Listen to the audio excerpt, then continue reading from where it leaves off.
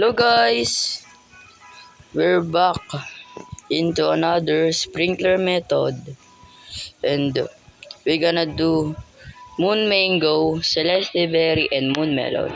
First things first, we're gonna clear this out.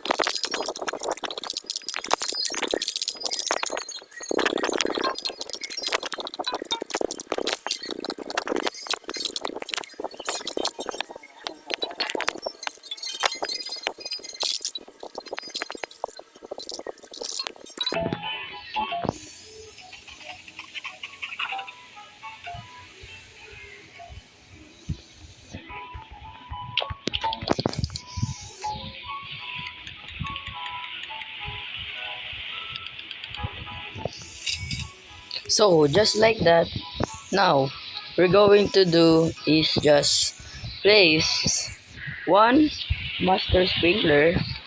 Make sure to get it in range. So let's go. One godly here, one godly here, one godly, two godly, three advance, debris each of plants,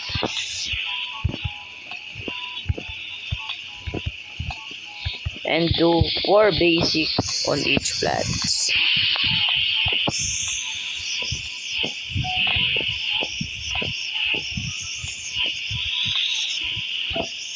So if you're done, just leave for 1 to 30 to 1 hour or more than that.